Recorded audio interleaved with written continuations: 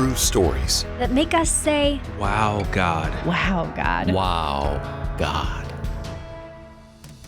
I know I'm dying. And the only thought I had was, my dad is going to kill me when he finds out.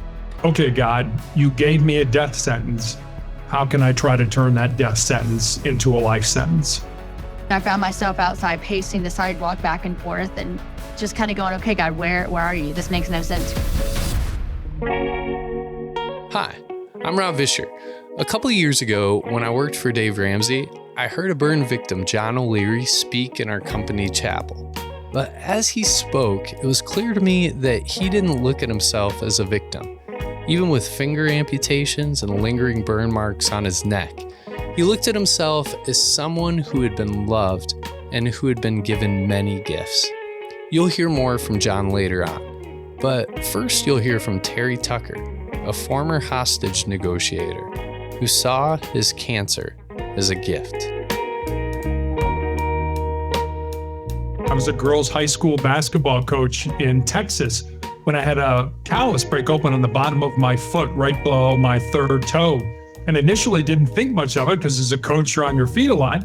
But after a few weeks of it not healing, I went to a podiatrist, a foot doctor friend of mine, to have it looked at. And he said, Terry, I think you have a little cyst in there and I can cut it out.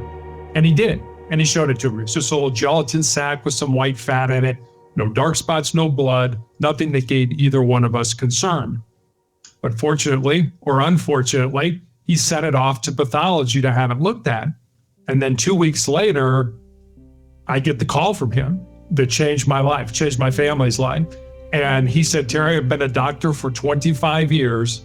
I have never seen the form of cancer that you have. You have an incredibly rare form of melanoma that appears on the bottom of the feet or the palms of the hands. And because you have this uncommon form of cancer, you should go to MD Anderson Cancer Center to be treated. And so I did. And they removed the bottom of my foot. They removed all the lymph nodes in my groin. And then they said, Terry, more than likely, you're going to be dead in 2 years because we have absolutely nothing to offer you. And I thought, okay, God, you gave me a death sentence. How can I try to turn that death sentence into a life sentence? And that's what I've been trying to do for the last 13 years. I was initially put on a drug called interferon to help keep the disease from coming back. It was not a cure. I took a weekly interferon injection that gave me severe flu-like symptoms for 2 to 3 days every week after each injection. And I took those weekly injections for almost 5 years. So imagine having a terrible case of the flu every week for 5 years and knowing that that was not a cure. And during that time, I was so sick of being sick, I literally prayed to die. It was like, all right, come on, God, I'm not being productive in life. Just take me out of this. Let me go, let my family get on with their lives. But obviously he didn't. And he gave me the strength that I needed to go on. And eventually I ended up in the intensive care unit because of the toxicity to the interferon with the body temperature of 108 degrees, which is usually not compatible with being alive. But somehow I survived that. In 2018, I had my foot amputated because of the disease. In the middle of the COVID pandemic, I had my leg amputated above the knee, and I still have tumors in my lungs that I'm being treated now. So many times I've sat in the waiting room at the infusion center at the University of Colorado Hospital where I get treated, waiting to go back. And you can see somebody come in and they have that deer in the headlights kind of look in their eyes like, this is my first time here. I'm scared to death. I don't know what's going to happen. I don't know if this is going to work. I don't know if I'm going to die. I don't know, if I'm going to have a bad reaction. I don't know all these things. And I'm just petrified. And I find a real easy thing for me to do is just kind of wheel over in my wheelchair and say, hi, how you doing? I'm Terry. How you doing? And it's those, and their eyes get real, it's like, oh, there's another human being that sees me, not just looks at me, but actually sees me. And so I've seen that in my life. And don't get me wrong. I mean, when I get treated, I am down, I am depressed, I cry, I feel sorry for myself. I go through all those. But I also find that when I'm doing that, I'm looking inward. Oh, woe is me. Look how terrible things are. I don't feel good. And I find a very simple way to do that. And this is absolutely God working through me, is to go find somebody else to help. to go find somebody to say hi to, pick up the phone and call somebody I know who has cancer and say, hey, how you doing? Now all of a sudden I'm not focused on me, I'm focused on somebody else. And I find, at least for me, that changes my entire perspective, my entire outlook on life by doing that. And that's absolutely God working in me. That's not me doing anything special. I've been asked if I could live my life over again without cancer, would I do it? I don't think I would. I think cancer has made me understand what's important in life. And it's not about how much money I make or how important I am or how influential I am. It's about using my unique gifts and talents. It's about emptying myself out for the betterment of another human being with the things that God has given me. And it sounds so easy and it sounds so simple. And in a lot of ways it is, but we tend in society today to measure ourselves based on what we get. And I think life should be more about what we give and less about what we get. God used cancer to help Terry look beyond himself. In our next story, Annie's wheelchair becomes a stage for her to encourage others. So I was diagnosed with spinal muscular atrophy when I was 13 months old, and I started driving a power wheelchair ever since I was the age of 2. And it was really difficult growing up with a disability. I felt disadvantaged in many ways. There was many unknowns and kind of like, why me, God? Do you love me? Why did you give me this disability? And so fast forward to many years later, after graduating college, God brought me to one of my most amazing opportunities yet. I had a state coordinator reach out to me, and she said, I think you'd be really good at this thing called Miss Wheelchair Wisconsin, and we really like you to try out and compete. And I had no idea what that was, but I was really honored. But I just felt like at the time, like I was really busy. I was like, no, it's just not for me. But I did end up looking it up, like researching on YouTube different speeches and how it all went, and because I knew nothing about the pageant life. And I remember watching just these fierce and fabulous disability advocates, and these women were so powerful and they were so passionate about what they believed in and how they spoke. And I just felt like super intimidated, and I didn't feel like I was enough. And I felt like too much at times in my life also. And I was like, this isn't for me. Like, I could never be that. Like, good for them. But then I felt the Holy Spirit so clearly say, that's going to be you. And I was like, oh my gosh, like I was in disbelief, but I knew that was his voice. And I was like, okay, Lord, like if you're calling me to this, then I have a healthy fear of the Lord. So I'm going to be obedient and trust that you have a bigger plan that I don't see.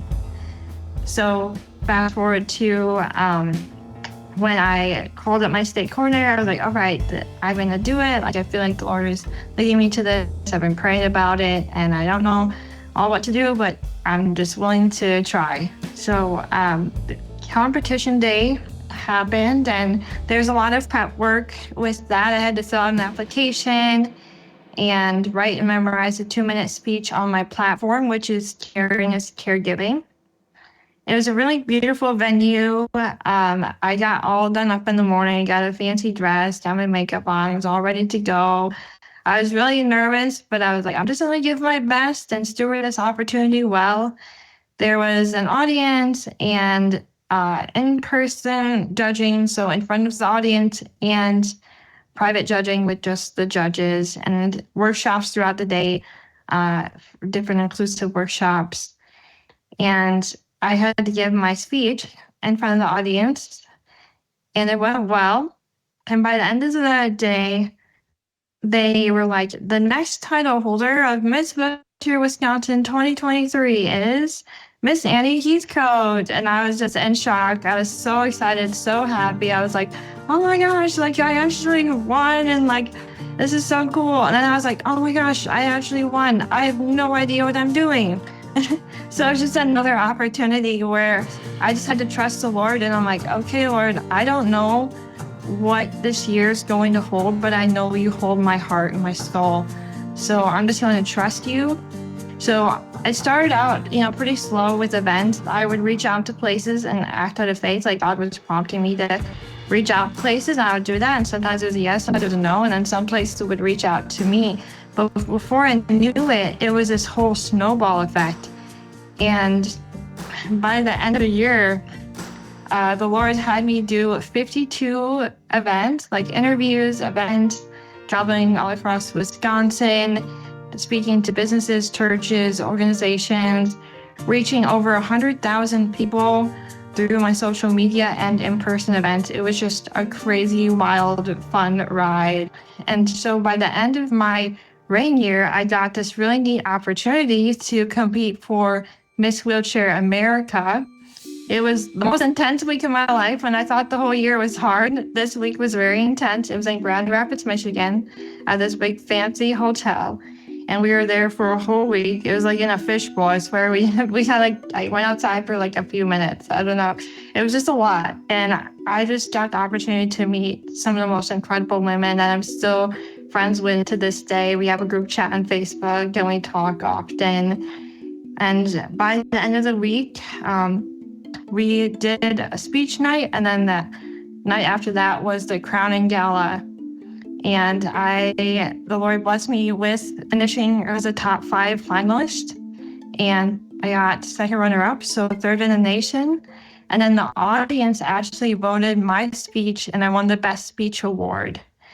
And it was very clear at that point, even though I didn't win, like God was leading me towards public speaking. And after that, and after my reign ended, I actually was blessed with the opportunity of traveling all over the United States, Texas, California, Wisconsin, Washington, D.C., speaking at different disability conferences and events, and actually getting paid for that. And it was just so clear that I needed to start my own speaking business. So that's what I did. And it was just it's been a blessing. I've been able to impact millions of lives now. It's so humbling, and I just want to give so much value in the things in my life that I see to help others live their life for Christ. God showed Annie purpose in her wheelchair. In our next story, God gives Bethany a sign in the midst of a heartbreaking diagnosis. So I was born with CHARGE syndrome, and it's a rare syndrome that many people have no clue what it means, but all you need to know today is that I was born profoundly deaf in both ears, and my eyes were not formed properly, so I have a condition called coloboma. So although I had a little vision, I didn't have perfect vision at all growing up, and I had a lot of blindness, especially in my left eye. I also have a short right arm and hand, so my right arm and hand is a lot smaller and shorter than my left. Pacemaker, vertigo, all the good stuff. But that's, God does amazing things. And so I learned even from a young age that, okay, well, this is what I was born with. I'm going to make the best of it. And I did. And everything, you don't tell me I can't, because I show you that I can. With that in mind, I found myself years later in a situation where I was a single mom of 3 amazing boys. And every night after I put them to bed, I would find myself curling into bed myself and going, how am I going to do this? So single mom, 3 boys, just with the challenges that I was facing and having to try to run a business, like, what am I going to do?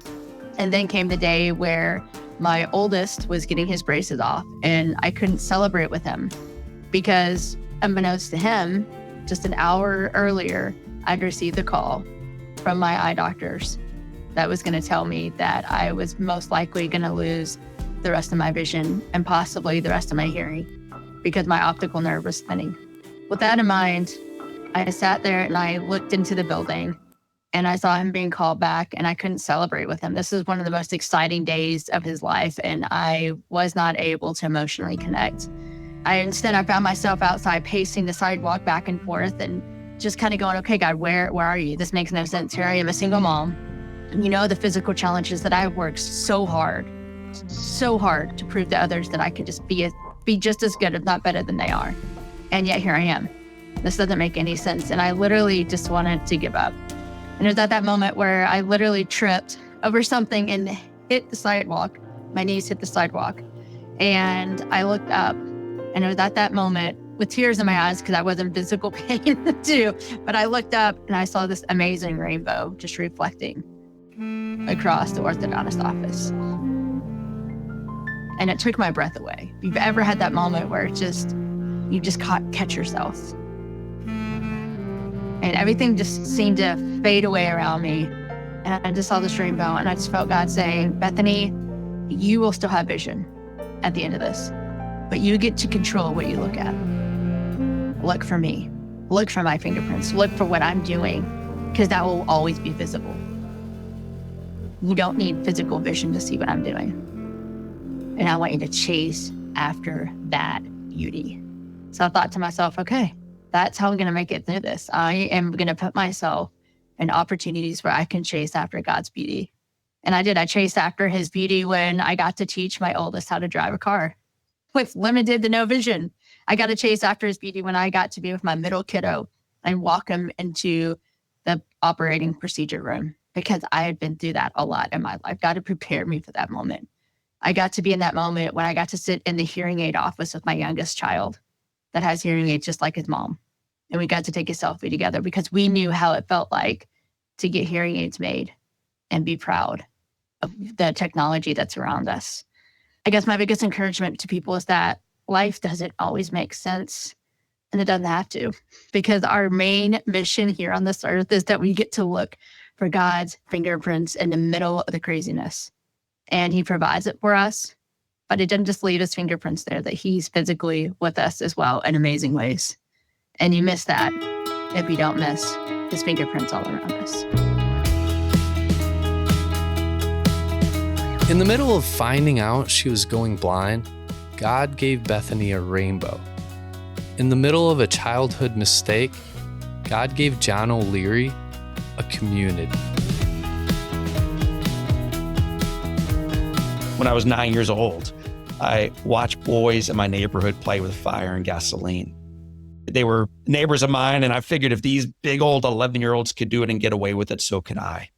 So on a Saturday morning with my mom and dad both gone at work, I walked into the garage. No one was there. Walked over to a can of gasoline, bent over this 5-gallon container with a piece of lit flame coming out of a little piece of paper. Tried to pour a little bit of the fluid toward it, and before the liquid even came out, the fumes pulled the flame back into the container, created this massive explosion, split the metal can in two. It picked up the 9-year-old. It launched me 20 feet against the far side of the garage, and it set my world on fire. One moment, I was this ordinary, happy, rambunctious, normal little Midwest kid, man. Life was awesome. God was good. It was easy. Parents were together. And then in the next, I found myself in a hospital bed with burns on 100% of my body. 87% of my body was 3rd degree. I'm laying in this hospital bed dying. And the only thought I had as a child was, oh my gosh, the light's coming down on me. I know I'm dying. And the only thought I had was, my dad is going to kill me when he finds out. My father's going to freak out when he finds out I blew up his house. That was the only thought I had. I hear his voice down the hall. He's yelling at some poor nurse. Where is my boy, John? She does me no favor. She brings him back into this room. She should have called security, pulls back the curtain. This old man marches in, led by this nurse, walks over to me, points down, and then I hear through the darkness these words, John, look at me when I'm talking to you. So I look up at my dad, and then he says, I have never been so proud of anyone in my entire life, and my little buddy today, this morning. I'm just glad to be your dad.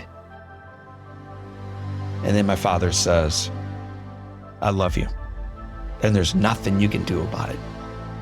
And as a kid, my friends, I remember crossing my arms and shutting my eyes tight, thinking, oh my gosh, nobody told my dad what happened. Maybe I can get away with this thing. But I think my father knew. And I think what he's introducing me to is just grace and mercy and love and tenderness. And his grace and his love and his tenderness did not make the journey forward easy. What does, man? what would have. It did not make the 5.5 months of hospitalization go quicker. What would. Did not make rounds of amputation less painful. But I think it made the journey forward possible. That began my journey. It was like meeting me at the well as I was, without judgment, in love. And it changed my world. But one of the commitments I made coming through this time in hospital and through these bandage changes and through these rounds of amputation and through these struggles was I would never be defined by those wounds. I would never be defined by those scars. I would never be defined by that wheelchair, or maybe one day when I had the ability to step away from it. I would live a very ordinary, normal life. And so my dream as a child and as a young person was not one day to stand out, shine. My desire was to fit in. It was to fade. It was to be ordinary. And that's what I did for a long time. I masked up. I covered it up with long sleeves. I covered it up with humor. I covered it up eventually with alcohol and everything else that I think sometimes we do when we are uncomfortable in our own skin or our own lives. So that's what I did for a long, long time until my late 20s. I'm working construction. I'm 28 years old.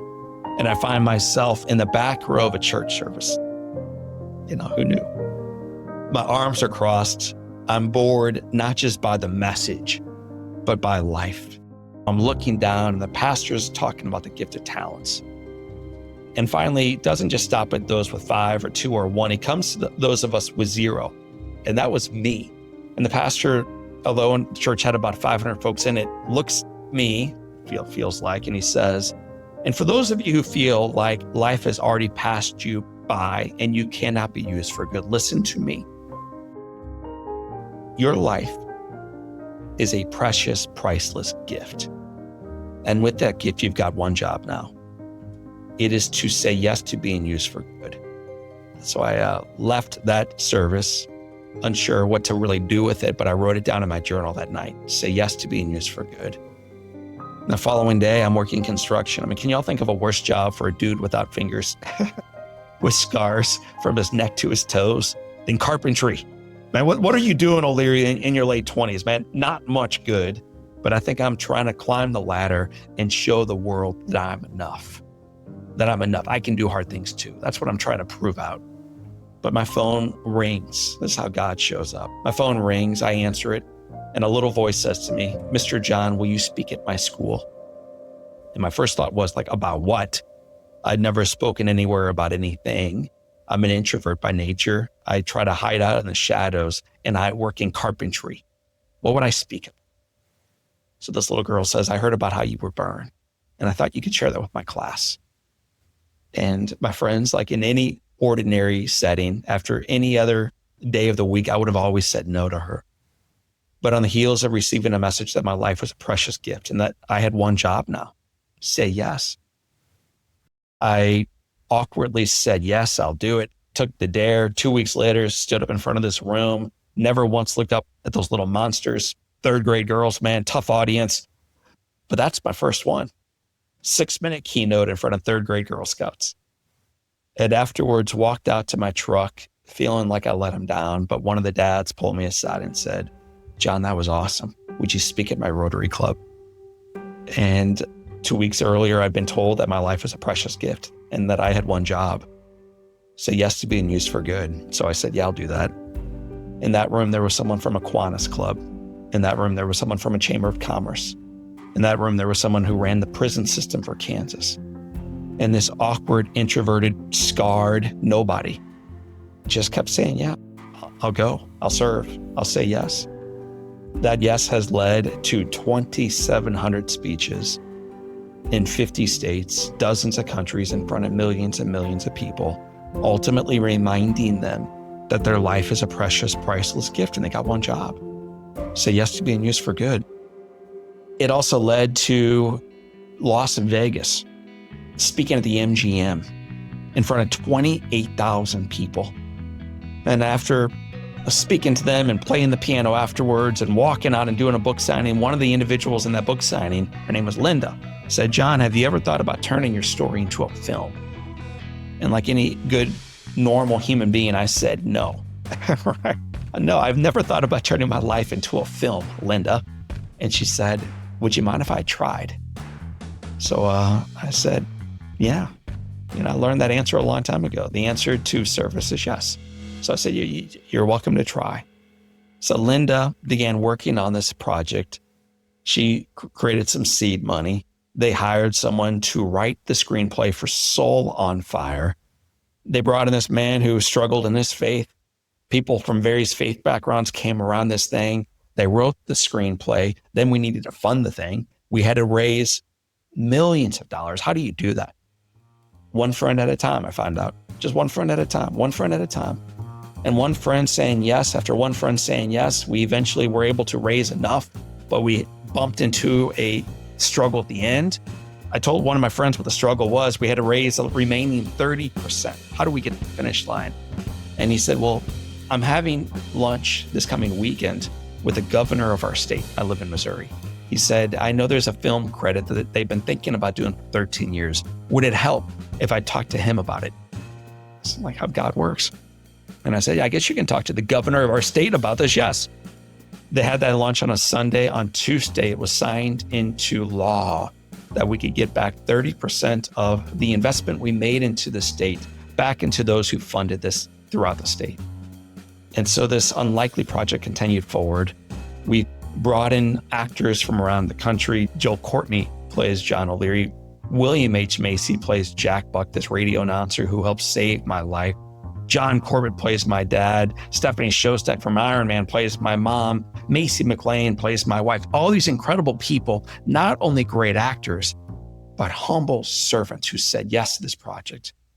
So Sonia Firm has now taken Soul on Fire. It is rolling into theaters around the country. October 10th, it shows up in theaters. It is the story of a hero. And my favorite part about this film is the hero is not John O'Leary, not by a long shot. The hero is the brother, my brother Jim, who saved my life by putting out the fires the day I was burned. The hero is my mom, who came in and challenged me, baby, if you want to live, take the hand of God, fight like you never fought before, but know that he will not leave you during this time. The hero is my dad, who met me in love. The hero is the radio announcer named Jack Buck, and the nursing staff and the community came around this little boy and breathed life into him when he did not see it for himself.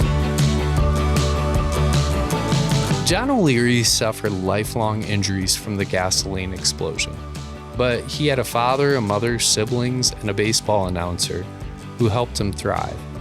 And this weekend, on October 8th, a movie about all his heroes will debut in theaters around the nation. It's called Soul on Fire. After hearing John speak about the people who encouraged him to fight for his life, I remembered his story vividly for 9 years. Now, I want to watch it in theaters because if the movie is as good as the real story, it'll definitely make me say, wow, God. And when I say wow, God, I mean the one true living God, the God of Abraham, Isaac, and Jacob. He's the one who makes my heart say, Wow, God. Wow, God. Wow, God. My wow God story. I wanted to share a wow God moment. That's my wow God story. Praise God. And I'm so thankful to God for this wow God moment. So, thank you, God.